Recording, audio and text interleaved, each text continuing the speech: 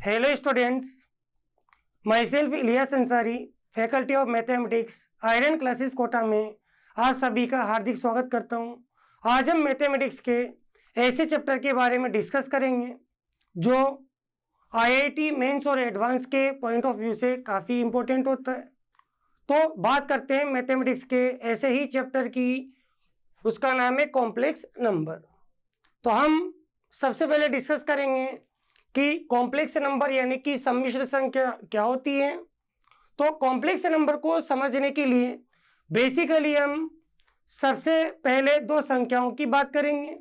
उनमें से पहली संख्या होती है वास्तविक संख्या। पहली संख्या होती है बेटा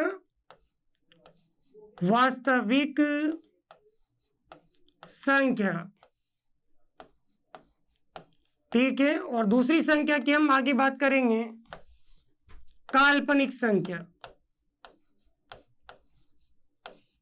दूसरी संख्या की बात करेंगे काल्पनिक संख्या। तो सबसे पहले हम यह जानेंगे कि काल्पनिक संख्या होती क्या है।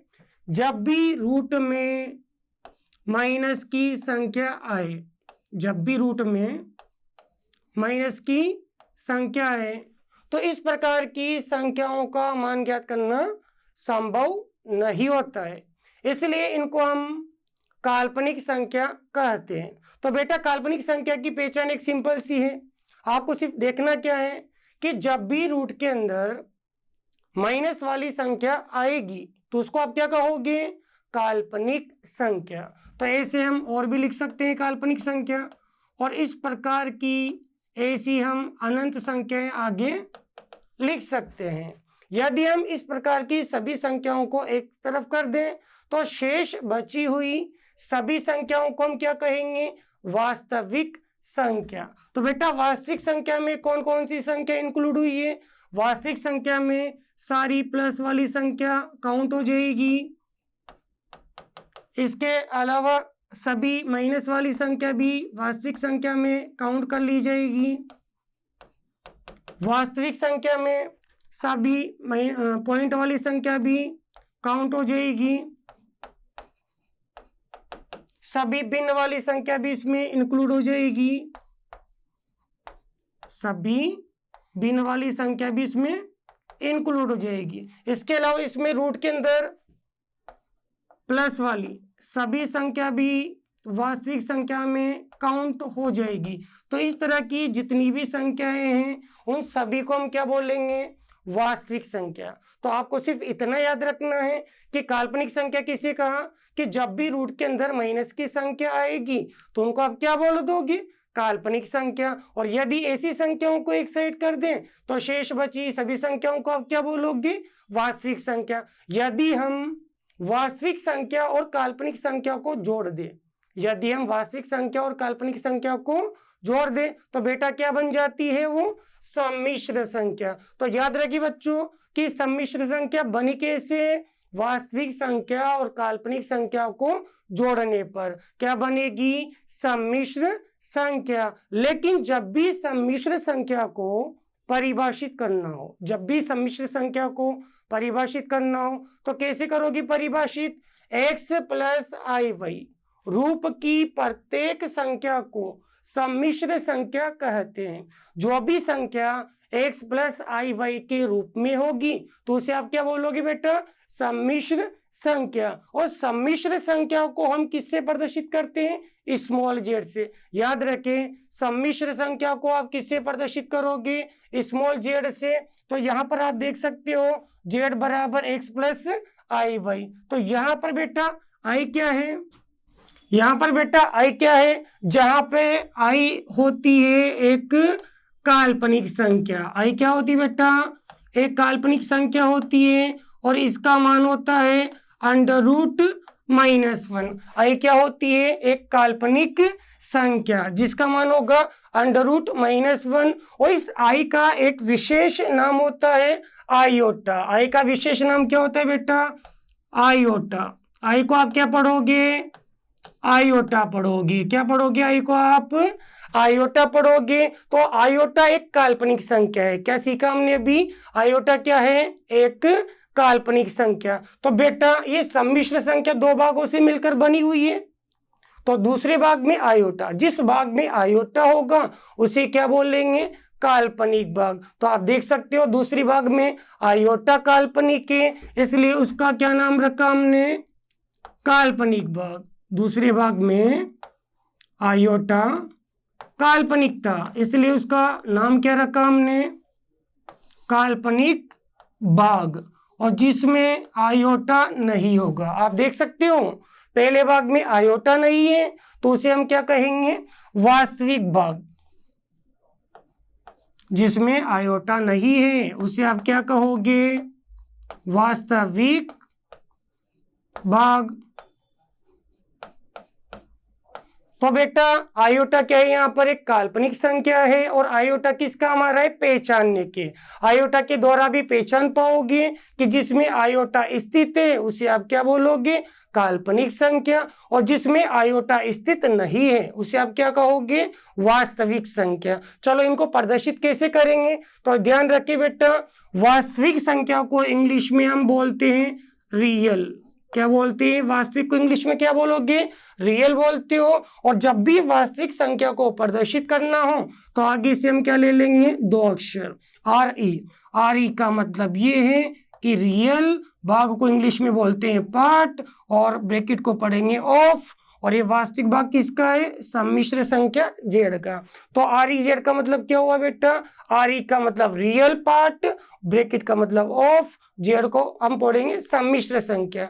तो आर ई जेड का मतलब इंग्लिश में क्या पढ़ोगे, रियल पार्ट ऑफ जेड, और हिंदी में क्या बोलोगे इसे, सम्मिश्र संख्या जेड का वास्तविक भाग। तो याद रखिए वास्तविक भाग को आप किससे प्रदर्शित कर सकते हो, आर ई ऑफ जेड से।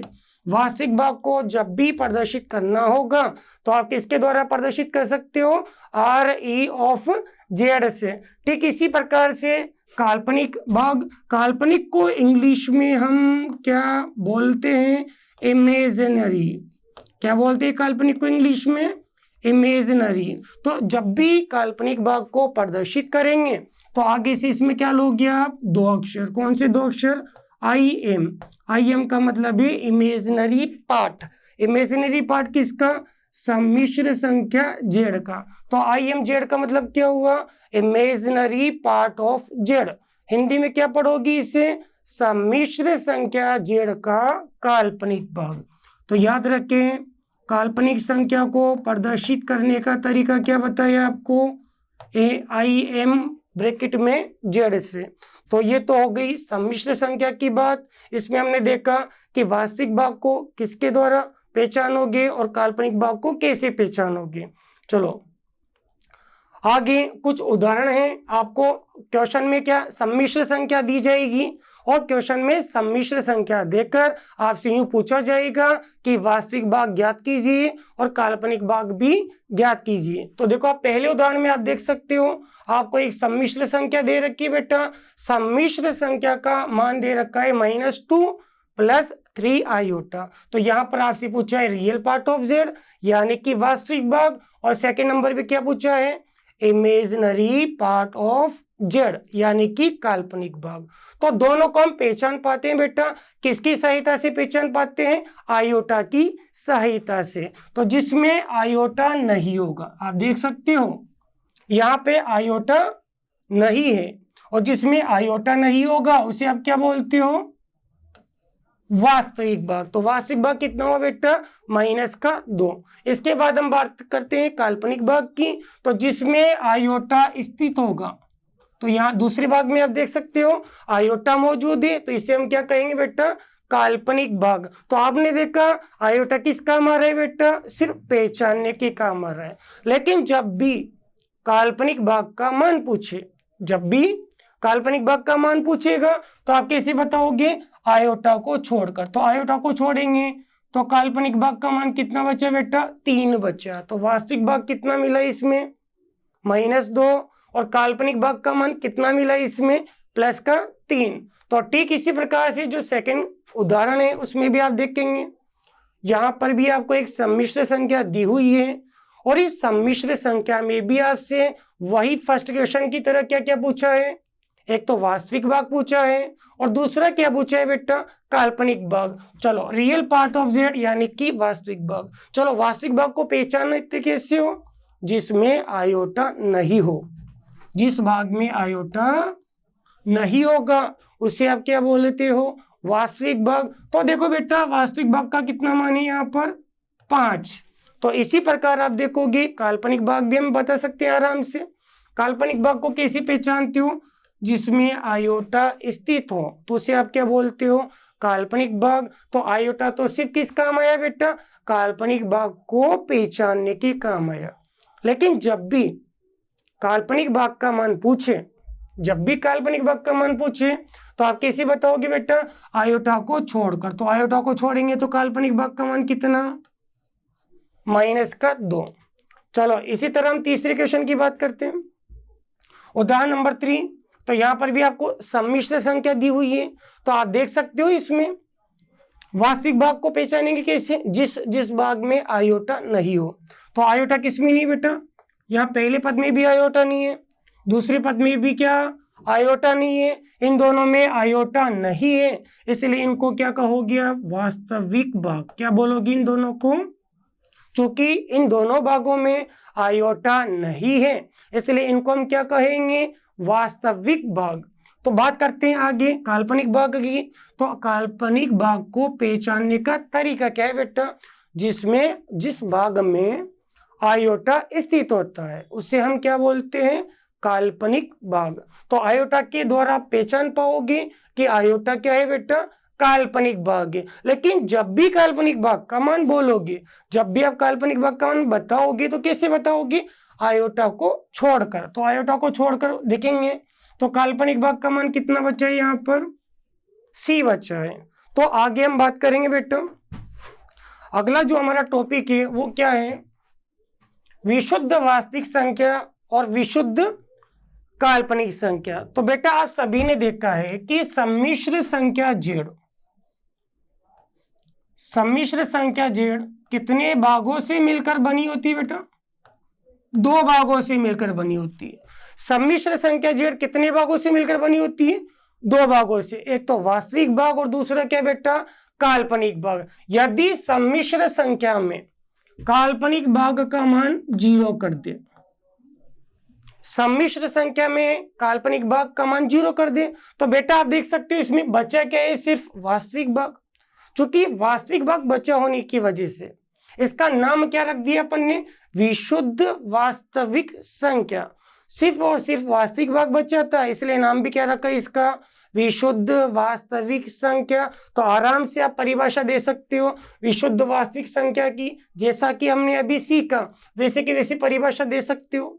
एक ऐसी सम्मिश्र संख्या जिसमें काल्पनिक भाग का मान, एक ऐसी सम्मिश्र संख्या जिसमें काल्पनिक भाग का मान क्या हो, 0 होगा। तो ऐसी सम्मिश्र संख्या को हम क्या कहेंगे बेटा, विशुद्ध वास्तविक संख्या। तो बेटा याद रखिए पेपर में क्वेश्चन आता है, कोई भी एक सम्मिश्र संख्या देगा और कहेगा कि ये सम्मिश्र संख्या विशुद्ध वास्तविक संख्या हो तो x का मान ज्ञात करो। तो याद रहे विशुद्ध वास्तविक का मतलब होता है काल्पनिक भाग 0 होगा उसमें।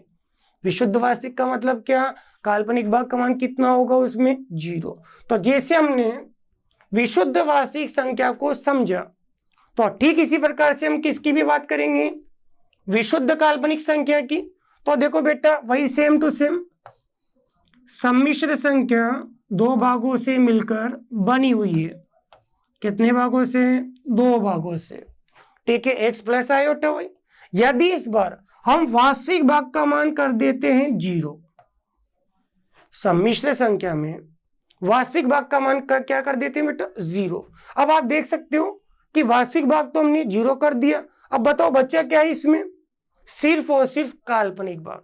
सम्मिश्र संख्या के अंदर बचा क्या है, सिर्फ और सिर्फ काल्पनिक भाग। चूंकि काल्पनिक भाग बचा है तो इसी आधार पे हमने इसका नाम क्या रख दिया, विशुद्ध काल्पनिक संख्या। तो इसको हम परिभाषित भी कर सकते हैं, एक ऐसी सम्मिश्र संख्या जिसके अंदर वास्तविक भाग का मान 0, एक ऐसी सम्मिश्र संख्या जिसके अंदर वास्तविक भाग का मान क्या हो, 0। तो उसे आप क्या कहोगे बेटा, विशुद्ध काल्पनिक संख्या। उसे आप क्या कहोगे, विशुद्ध काल्पनिक संख्या। उदाहरण में हम देख सकते हैं यहाँ पर, ठीक है, z बराबर 2 आयोटा। तो आप देख सकते हो इस सम्मिश्र संख्या के अंदर कोई वास्तविक भाग नहीं था, केवल और केवल क्या है, इसके अंदर काल्पनिक भाग है, इसलिए इसका नाम क्या रख देंगे हम, विशुद्ध काल्पनिक संख्या। अगर ऐसे बोला जाए कि विशुद्ध काल्पनिक संख्या को मानक सम्मिश्र संख्या के मानक रूप में लिखो, x प्लस आयोटा y के रूप में लिखो, तो आप ऐसे लिख सकते हो, का वास्तविक भाग को 0 बना के 0 प्लस 2 आयोटा। ऐसे इसमें भी आप उदाहरण दे सकते हैं विशुद्ध वास्तविक संख्या का, z बराबर 5। इसमें आप देख सकते हो इस सम्मिश्र संख्या के अंदर कोई काल्पनिक भाग नहीं है। काल्पनिक भाग जानते हो, पहचानते कैसे हैं, आयोटा के माध्यम से। आयोटा नहीं है मतलब इसके अंदर काल्पनिक भाग नहीं है, और काल्पनिक भाग नहीं है तो सिर्फ और सिर्फ इसके अंदर वास्तविक भाग है, इसलिए इसको हम क्या कहेंगे बेटा, विशुद्ध वास्तविक संख्या। अगर ऐसी संख्या को सम्मिश्र संख्या के स्टैंडर्ड फॉर्म यानी कि मानक रूप में लिखना हो तो हम कैसे लिखेंगे बेटा, काल्पनिक भाग को हम 0 आयोटा बना के लिख सकते हैं। काल्पनिक भाग को कैसे लिख सकते हैं, क्योंकि आप जानते हो 0 इंटू आयोटा क्या होता है, 0 होता है, और किसी भी संख्या में 0 जोड़ दोगे तो उसमें कोई खास परिवर्तन नहीं होता, ठीक है। तो आगे हम पढ़ेंगे आयोटा की घातें। आगे हम, हमारा जो नेक्स्ट टॉपिक है वो क्या है बेटा, आयोटा की घातें। तो आयोटा की घातों में सबसे पहले हम बात करते हैं बेटा आयोटा। तो आयोटा का मान बेटा अभी आपको स्टार्टिंग में बताया गया, आयोटा का मान होता है √-1। क्या होता है आयोटा का मान, √-1। चलो सेकेंड नंबर पे हम बात करते हैं बेटा आयोटा स्क्वायर की। तो आयोटा स्क्वायर का मान होगा कितना, क्या होगा आयोटा स्क्वायर का मान, आयोटा तो आप देख सकते हो, देखो ऊपर आयोटा का मान लिखा हुआ है, आयोटा का मान √-1। तो आप जानते हो बेटा कि एक साइड से रूट हटा दे तो दूसरी साइड पे क्या लग जाता है, स्क्वायर। तो इसी तरह हम यहाँ पे आयोटा स्क्वायर का मान प्राप्त करेंगे। इसको ऐसे समझें कि इधर RHS में से आपने रूट हटाया तो इधर LHS में क्या लग गया, स्क्वायर लग गया। तो आयोटा स्क्वायर का मान कितना प्राप्त होगा, -1। तीसरे नंबर पे हम बात करते हैं आयोटा की पावर 3 की। किसकी बात करते हैं बेटा, अब आयोटा की पावर 3 का मान कैसे प्राप्त होगा, आप जानते हो हम आयोटा स्क्वायर को ऐसे लिख सकते हैं बेटा, आयोटा स्क्वायर को हम कैसे लिख सकते हैं, आयोटा क्यूब को हम ऐसे लिख लेंगे, आयोटा स्क्वायर इंटू आयोटा। कैसे लिख लेंगे हम आयोटा क्यूब को, आयोटा स्क्वायर इंटू आयोटा। और आप पहले आप देख चुके हो कि आयोटा स्क्वायर का मान कितना होता है, -1। अभी हमने ऊपर देखा आयोटा स्क्वायर का मान -1 होता है। अगर मैं आयोटा स्क्वायर की जगह -1 लिख देता हूं तो इसका फाइनली आगे मान कितना आएगा, -1 इंटू आयोटा, यानी कि माइनस आयोटा। तो आपने देखा कि आयोटा क्यूब का मान माइनस आयोटा कैसे प्राप्त हुआ, ठीक है बेटा। अब हम बात करते हैं फोर्थ नंबर पे आयोटा की पावर 4 की। किसकी बात करते हैं हम, आयोटा की पावर 4 की। तो आयोटा की पावर 4 का मान कितना होगा, चलो इसको हम ऐसे समझ सकते हैं। अभी आपने देखा आयोटा की पावर 4, और आयोटा की पावर 4 को हम सरलतम रूप में क्या लिख सकते हैं बेटा, कैसे लिख सकते हैं इसको, iota square into iota square. Iota की पावर 4 को हम ऐसे लिख सकते हैं, iota square into iota square. तो आयोटा स्क्वायर का मान बेटा फाइनली हम क्या पुट कर देंगे, अभी आपने देखा सेकेंड नंबर पे आयोटा स्क्वायर का मान कितना था, -1। तो यहाँ हमने आयोटा स्क्वायर का मान 1 लिखा, -1। आगे फिर आयोटा स्क्वायर का मान क्या लिखा, -1। तो आप देख सकते हो -1 इंटू -1 बेटा कितना हो जाएगा, +1। -1 इंटू -1 क्या हो जाएगा, +1। तो इस प्रकार आपने देखा आयोटा की पावर 4 का मान कितना होगा, +1। तो टोटल हमने 4 पॉइंट देखे। फिर 5वें नंबर पे हम बात करेंगे 1 आयोटा की। किसकी बात करेंगे अपन? 1 आयोटा की। तो 1 आयोटा का मान होता है माइनस आयोटा। 1 आयोटा का मान कितना होता है? इसे आप प्रूफ कर सकते हो ऐसे। चलो ये जो 5th नंबर वाला पोर्शन है इसे हम प्रूफ करेंगे बेटा। इसे हम प्रूफ करेंगे कि 1/आयोटा का मान माइनस आयोटा कैसे प्राप्त हुआ। तो आप जानते हो, छोटी क्लासेस में आप सभी पढ़ चुके हो कि जब भी किसी भिन्न के हर में रूट वाली संख्या आती है तो आप उसको हटाने के लिए क्या करते हो? परिमेयकरण करते हो। तो याद रहे, ठीक इसी प्रकार से जब भी हर में आयोटा आएगा या सम्मिश्र संख्या आएगी तो उसको हटाने के लिए हम क्या करेंगे? परिमेयकरण। तो अभी क्या बताया आपको, छोटी क्लासेस में आप कैसे करते थे कि जब भी किसी भिन्न के हर में रूट वाली संख्या आए तो आप क्या करते थे? उसको हटाने के लिए परिमेयकरण करते थे। तो ठीक इसी प्रकार से यहां पर भी हम क्या करेंगे? जब भी किसी भिन्न के हर में आयोटा आएगा तो उसको हटाने के लिए करोगे परिमेयकरण। तो आप यहाँ क्या करोगे बेटा? परिमेयकरण। अब परिमेयकरण करते कैसे हैं? बटे में एक सिंगल संख्या दे रखी है तो उसी से हम क्या करेंगे? गुणा भी करेंगे, उसी का हम क्या करेंगे? भाग भी देंगे। यहाँ लिख दोगे आप एक साइड पे, परिमेयकरण करने पर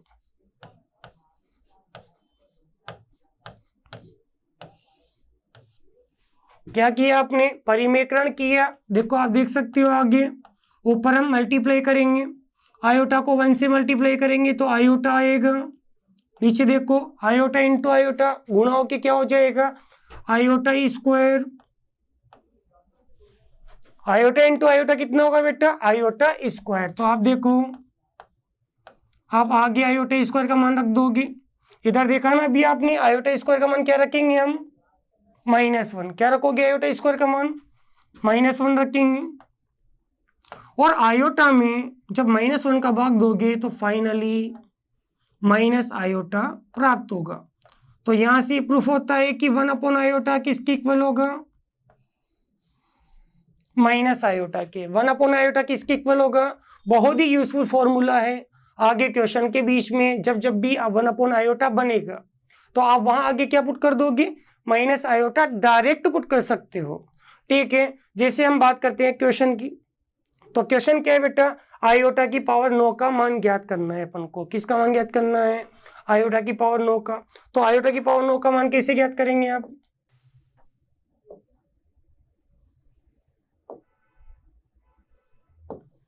तो हम क्या करेंगे बेटा? आयोटा की पावर 9 का मान ज्ञात करने के लिए हम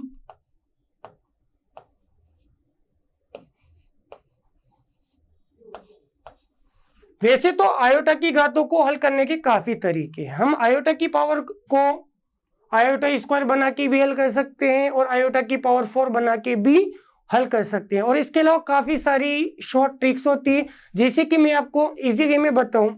जैसे आयोटा की पावर 9 है, इसे हम हल कर सकते हैं आयोटा की पावर 4 बना के। तो हम क्या करेंगे? पहले इसको आयोटा की पावर 4 के टर्म्स में लिखेंगे। कैसे? आयोटा की पावर 9 है तो हम इसको कैसे लिख सकते हैं बेटा? आयोटा की पावर 4, फिर इधर फिर आयोटा की पावर 4 इंटू आयोटा। आपको आगे पता है कि आयोटा की पावर 4 का मान कितना होता है? 1 होता है। तो सबसे पहले हम इस आयोटा की पावर 9 को आयोटा की पावर 4 के पदों में लिख लेंगे। और आगे आयोटा की पावर 4 का मान क्या पुट करोगे आप? अभी आपने देखा आयोटा की पावर 4 का मान कितना होता है बेटा? +1 होता है। तो यहाँ फिर से हम आयोटा की पावर 4 का मान कितना रख देंगे? 1 रख देंगे। और आगे क्या बचा हुआ था? आयोटा। तो आगे इसको हम सरल करेंगे। 1 × 1 1, फिर 1 को फिर आयोटा से गुणा करोगे आयोटा। तो फाइनली आयोटा की पावर 9 का मान कितना प्राप्त हुआ आपको? Plus iota. तो क्वेश्चन ऐसे आएगा, आयोटा की बड़ी घाती दी जाएगी और उसको कहा जाएगा आपसे कि इसको सरलतम रूप में लिखिए। तो आप इस प्रकार से हल कर सकते हो। लेकिन ये जो तरीका है बेटा, ये छोटी घातों के लिए ठीक है। तो जब भी बड़ी घाती आएगी तो इस मेथड में आपको दिक्कत हो सकती है। तो हम इसका एक प्रॉपर तरीका पढ़ेंगे जिसमें आप किसी भी पावर को आसानी से हल कर सकते हो। तो देखो जैसे आप देख सकते हो, निम्न का मान ज्ञात कीजिए। अगर हम इस क्वेश्चन को भी आयोटा की पावर 4 की टर्म्स में लिखकर हल करते हैं तो काफी दिक्कत आने वाली, क्योंकि पावर क्या है इसके अंदर, काफी बड़ी है। तो अब इसका प्रॉपर तरीका क्या है बेटा, हम आयोटा स्क्वायर बना के भी इसको हल कर सकते हैं और आयोटा की पावर 4 बनाकर भी इसको हल कर सकते हैं। तो हम इसको किससे हल करने वाले बेटा, हम यहाँ पर इसको हल करेंगे आयोटा की पावर 4 बना के, क्योंकि इसका मान सबसे इजी वे में कितना होता है, 1 होता है। तो आयोटा की पावर 4 बनाने के लिए मुझे क्या करना होगा, सबसे पहले घात में किसका भाग देना पड़ेगा बेटा, 4 का। घात में किसका भाग देना पड़ेगा, घात में 4 का भाग दोगे। आप देख सकते हो कैसे करना है आपको, ये 74 है आपके पास, घात में 4 का भाग देना है आपको, क्योंकि आयोटा की पावर 4 बना के हल करोगे आप इससे, तो क्या हो जाएगा बेटा, 4 1 जा 4, 3 शेषफल बचा, 4 नोट कर लिया आगे, 8 चौक 32, तो बताओ शेषफल कितना आ गया।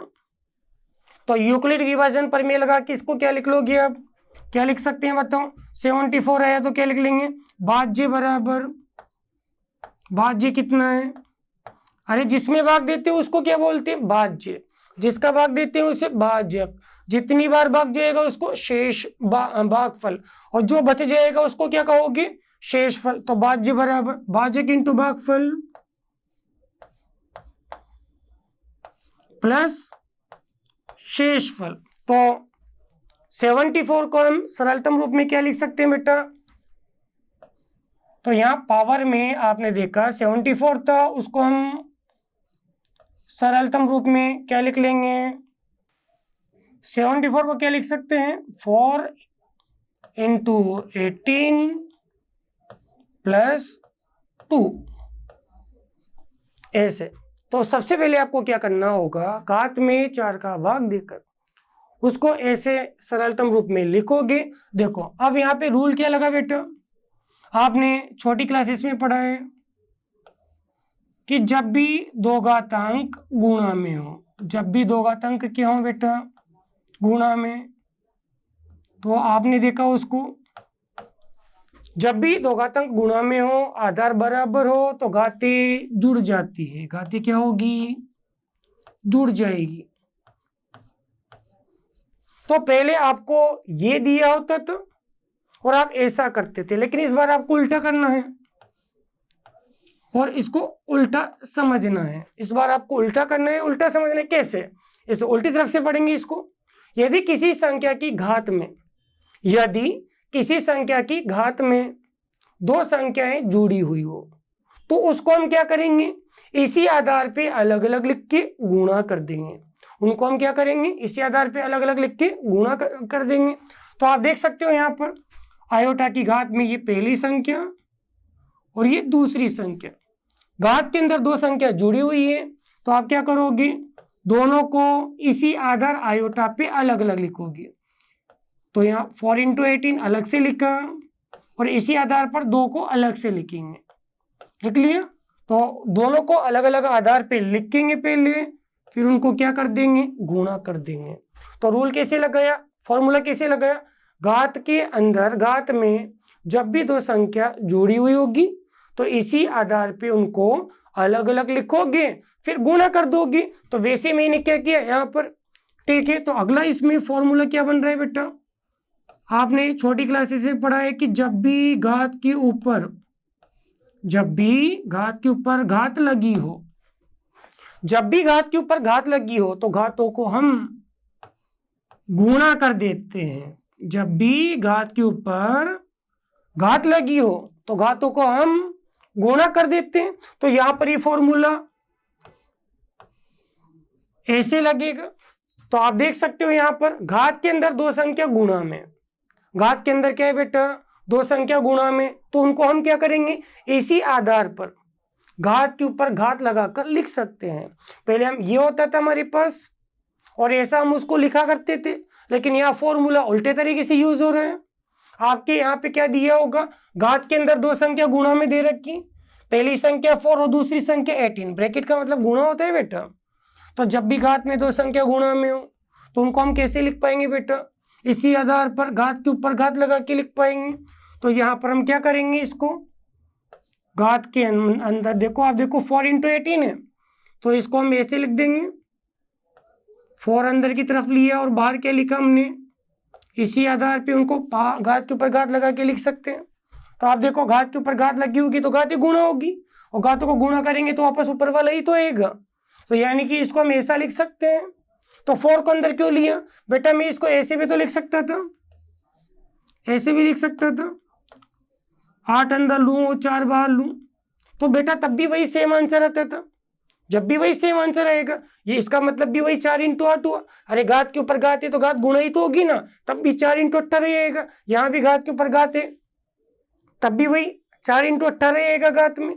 तो दोनों एक ही बात है, लेकिन हम यहाँ पर इसको ऐसे नहीं लिखेंगे, ऐसे लिखेंगे। ऐसा क्यों हमने, ताकि 4 अंदर लिया, 4 अंदर लेने का क्या फायदा हुआ, तो 4 अंदर लेने का फायदा ये हुआ कि अंदर बनेगा आयोटा की पावर 4, और आयोटा की पावर 4 का मान आगे क्या रख पाएंगे हम, +1। यही तो हमारा टारगेट था कि ये जो आयोटा की पावर 74 थी, इसको हम हल कर रहे थे क्या बनाकर, आयोटा की पावर 4 बनाकर इसको हम क्या कर रहे थे बेटा, सरल कर रहे थे।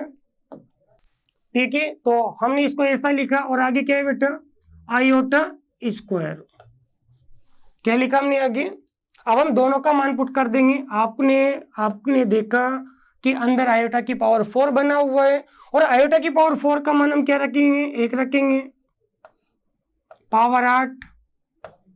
इधर आयोटा स्क्वायर का मान होता है बेटा -1। क्या होता है आयोटा स्क्वायर का मान, तो देखो 1 की पावर है 8, यानी 1 को 8 बार लिखकर गुणा करोगे आप, तो वापस आंसर कितना जाएगा, 1 ही आएगा।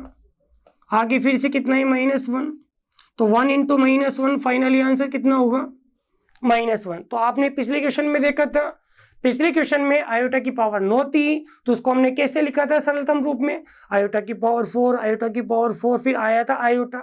अगर देखो यहाँ पर आप देखो, यहाँ आयोटा की पावर 4 को, 4 की पावर कितनी बेटा 8, तो यहाँ आयोटा की पावर 4 को क्या लिखना पड़ेगा, 8 बार लिखना पड़ेगा।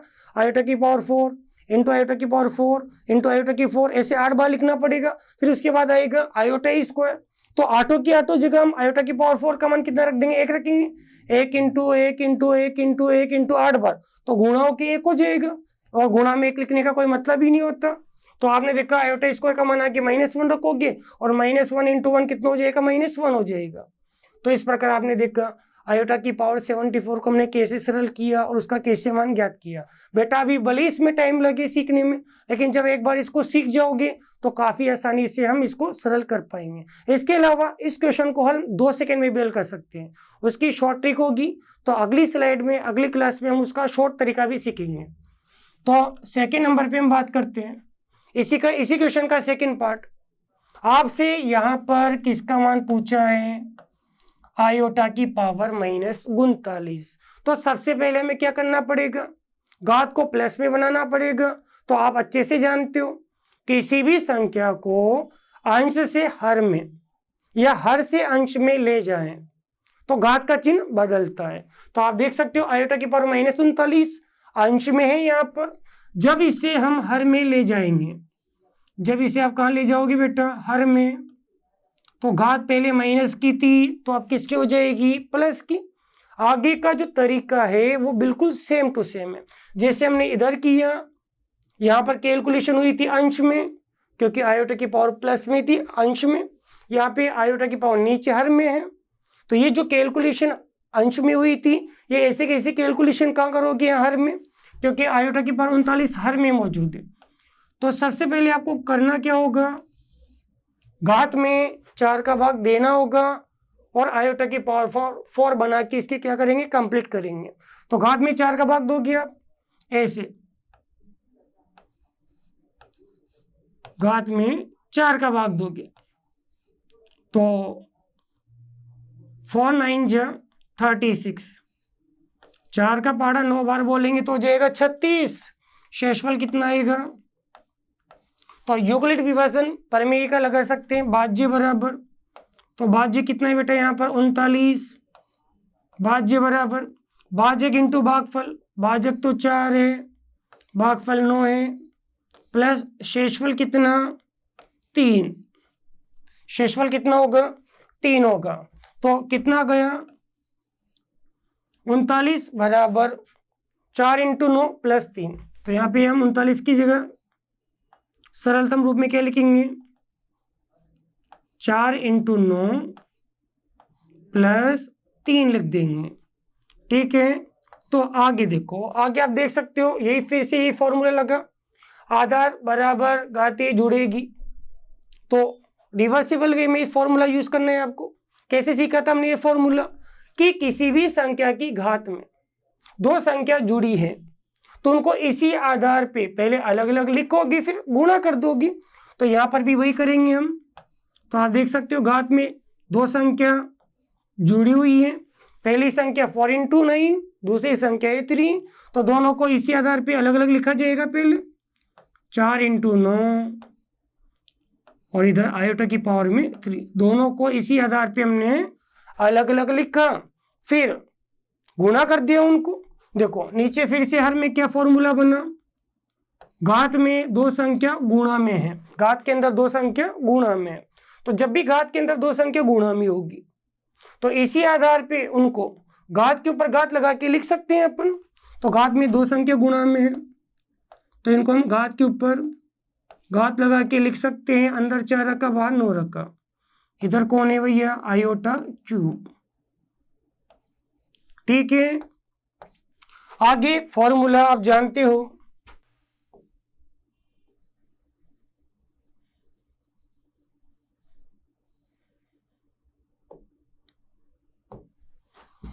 आगे यहां पर हम मान पुट कर देंगे, क्या रखेंगे आयोटा की पावर 4, आयोटा की पावर 4 का मान कितना होता है बेटा 1 होता है, आयोटा की पावर 4 की जगह क्या रख देंगे अपन 1 रखेंगे, और आयोटा क्यूब का मान कितना होता है, आयोटा क्यूब का मान हम पुट कर देंगे माइनस आयोटा, क्या रख देंगे माइनस आयोटा। तो आप देख सकते हो यहाँ पर ऊपर नीचे है 1 की पावर 9, 1 को 9 बार गुणा करोगे 1 × 1 × 1 × ऐसे 9 बार लिख के गुणा करोगे, और 1 को कितनी बार गुणा करोगे 1 ही आता है, इधर कौन है माइनस आयोटा।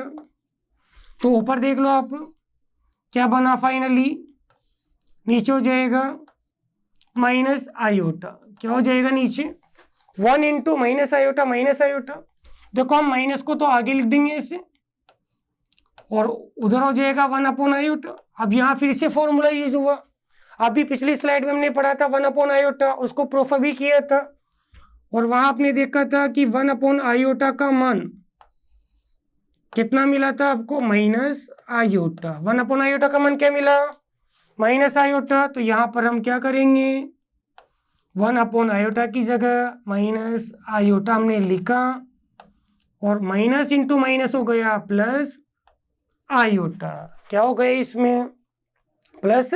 तो आज हमने इन सवालों को आयोटा की घातों को सरल करना सीखा बेसिक तरीके से। अब यही सवाल हम अगली क्लास में बिल्कुल शॉर्ट तरीके से फाउंडेशन के अनुसार इनको हल करना सीखेंगे, मात्र 2-2 सेकंड में सवाल कंप्लीट होंगे। तो बेसिक तरीका भी सीखना जरूरी है बेटा, आगे शॉर्ट तरीका अगली क्लास में पढ़ेंगे। तो बेटा थैंक यू सभी का।